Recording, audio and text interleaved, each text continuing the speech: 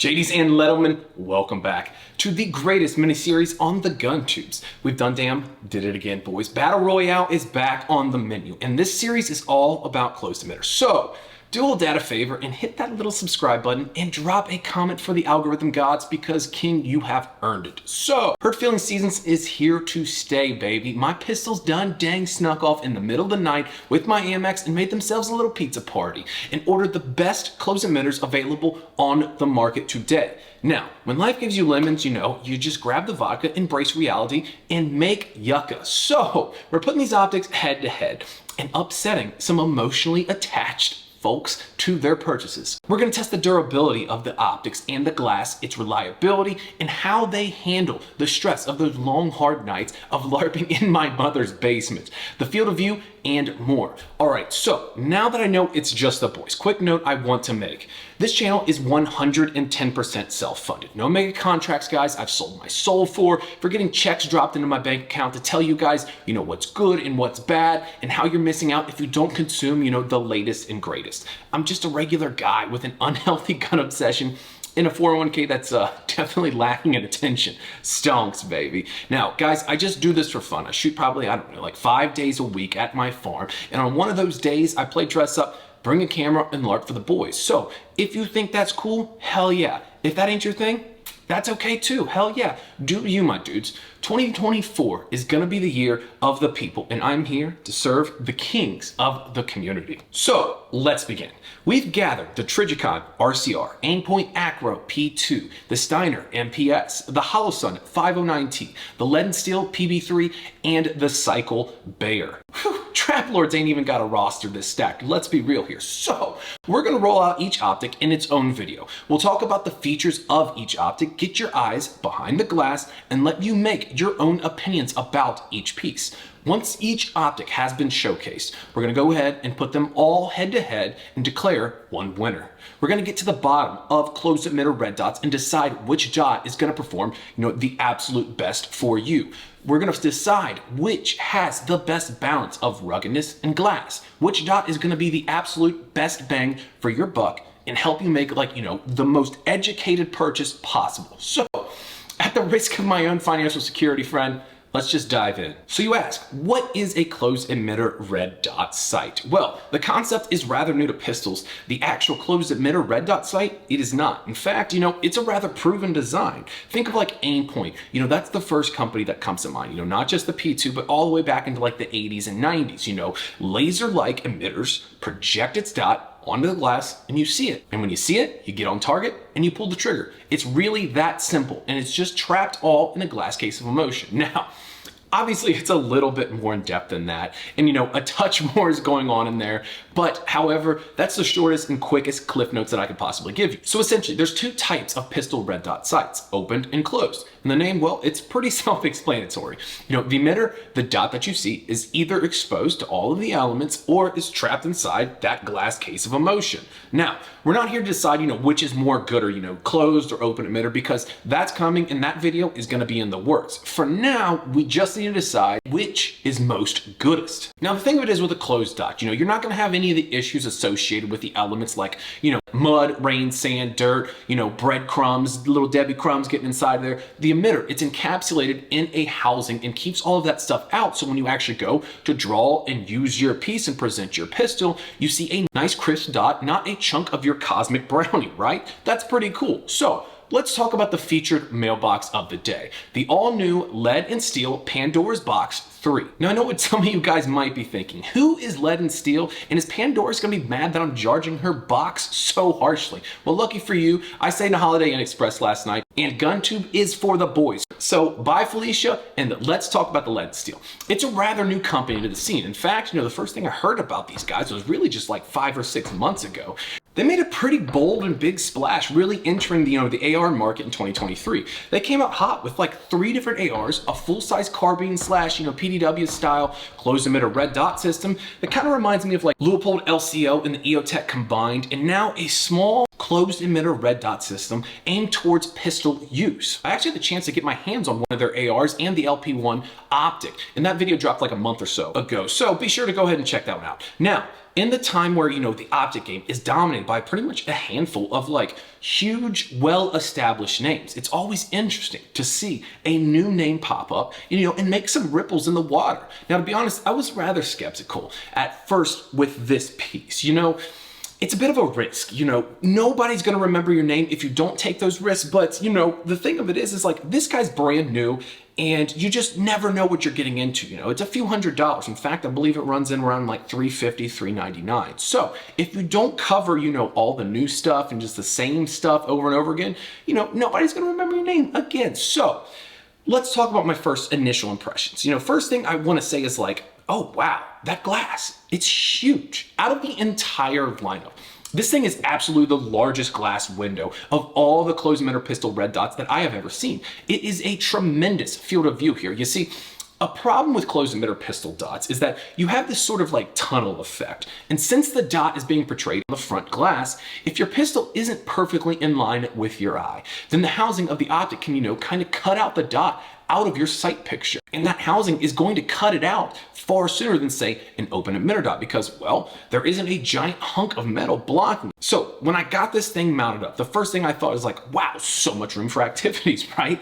Having a large window and as little amount of uninterrupted sight picture possible is very, very ideal in like a dynamic shooting environment. And where this really shines is when you go to like draw your weapon and you're doing it with like a sense of urgency, getting that pistol up. And when you're working on drills with speed and practicing with a sense of like realism and stress, it can be difficult to acquire that sight picture, that dot nice and crisp in that box, especially during a more dynamic shooting scenario with lots of moving, multiple target transitions, where you're bouncing back and forth between targets because, again, fight for that sight picture. You're shooting to find that sight picture. So when this thing pops up and you have this large field of view, you can see it, whether it's in the left corner, bottom right, or just perfectly centered, you can always make the proper adjustments to get that perfect sight picture. I know I'm not the only guy here that's, going to draw your gat and take like a solid second or two just to find the dot, tilting it up and down and all around, and just stand there like it's your first time on the range or first time shooting a pistol. That large field of view of the PB-3 really helps me find the dot much quicker. It really just overall gives you a better sense of just, getting out there and shooting fast and finding that dot to get it on target. For the glass itself, it's pretty crisp. The dot isn't crazy bright, but it's definitely not super dim by any means. It's not like sending a death ray of light into my eyeball, but it does pretty daggone well. I have no real complaints about that. Now, what's nice about the glass is the front is recessed into the housing here. This not only helps protect, from the elements and such like that, but also tremendously helps in mitigating impact damage and spiderwebbing your glass. When you have a housing that extends beyond that front glass, it simply makes it harder for objects to get in there and spiderweb that glass, especially larger objects like, rocks, brass, stuff like that. The odds of them hitting the housing first and not hitting your glass, it's much higher. You can actually see here where impacts have been made on the corner, from brass, things like that, reholstering, and there's a pretty fair chance that maybe, just maybe, one of those times it would have actually hit and bounced right off the glass. Whether it bounced off the glass or, spider webbed it, we can't really say, but I'd like to think that, that's protecting it there. Who knows? It could have been fine, it could have blown up and, gone on its way to an RMA, but, that's what's important is that bringing that glass behind your housing, you're gonna have a better chance of protecting it. I mean, overall, the glass on this guy, crisp-wise and, being recessed and really thinking that through, I think they did a pretty solid job on this. It's very solid. I have zero complaints as far as that goes. Now, moving forward, let's talk a little bit about the controls. The raised and larger buttons here on the top, I think it's very nice. It makes it rather deliberate to change any settings on there so you're not drawing your pistol and the pistol dot is off or it's like blinding you in the middle of the night. But what's nice is how they recess the actual buttons below the top of the housing between these two raised points on the housing here. And this is going to help you with those accidental bumps so you don't draw your pistol again and blind your eyes at night or like you don't see it at all and you think your dot's dead. It's a very small, a little attention to detail kind of thing. And stuff like that is what makes it important. And a quality optic. Now let's talk about like my biggest gripe with this guy. You know, the elevation and windage turrets here. Now, you absolutely positively cannot adjust these things without a Torx key. No amount of like twisting, turning my thumb, trying to wiggle it in there, getting a bullet in there. No, it's just not gonna happen. You absolutely positively need your Torx bit. You know, which is fine if you carry one on you, know, when you hit the range or whatever, but to be honest, you should probably have a Torx wrench on you anyways, but if you're not, you have to go back to the box, back home, or whatever you have, you know, your Torx bit,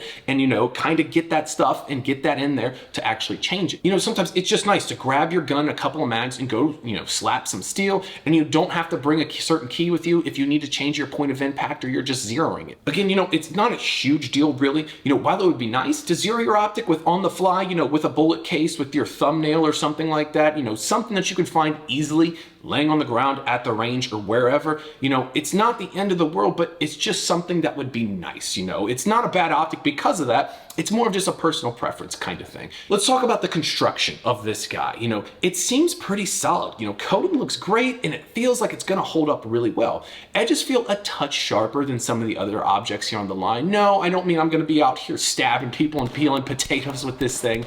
Just that, you know, instead of the more well-rounded corners and stuff, you have some sharper angles in the milling. Not a huge deal, but I could see impacts doing a touch more damage, you know, to the housing with very localized, you know, impacts right there on those corners and say like a well-rounded corner that'll help dissipate the force and damage of those blows. It's honestly, it's going to be fine. You know, it's not going to blow up if you drop it on the ground. It's just, you know, kind of pointing some things out here, just a little attention to detail things. One thing that is nice about the PB-3 is that it does use the acro P2 footprint, which is a pretty well supported platform nowadays. You know, you can get them in offset piggybacks, you can get them on pistol dots, all your LPVO mounts, whatever. You can find an acro footprint for this guy. Now, the glass, it does have a little bit of tint to it, you know, but it's definitely not bad by any means. You know, it's not giving you that super blue effect, and it's also helping, you know, those Arizona guys not getting blinded, you know, and reflecting and refracting all the light, you know, whatever the science rocketists, you know, talk about. Anyways, guys, we have a metal battery cap here, cover, you know, that's not gonna get ruined the first time you take it off. That's a very nice thing in my opinion, because I'm talking to you, Aimpoint.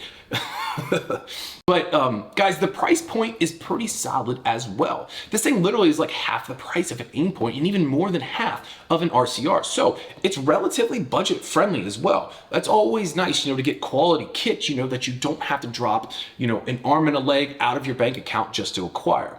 Overall, guys, I can honestly say I'm pretty pleased with this dot. You know, it's not, you know, bringing a ton new or something, you know, revolutionary to the table. It's not space magic creation, calculating ballistic drops and whatever. But guess what? A good piece of kit doesn't always have to be revolutionary in order to be a great and solid piece of kit. It just needs to work and continue to work in adverse conditions and help you excel and maximize your capabilities in whatever task is at hand. And if closed emitter pistol dots are your thing, then I can definitely suggest taking a look at this guy. But the question at hand, is it the best closed emitter pistol dot on the market? Well, you'll have to stay tuned and find out. Guys, we have the Trijicon RCR, the Cycle Bear, the Aimpoint P2, and so many more. We are going to find and crown the best closed emitter pistol dot on the market. So until next time, hosses and hossettes, run your gun and not your mouth, and we'll see you then.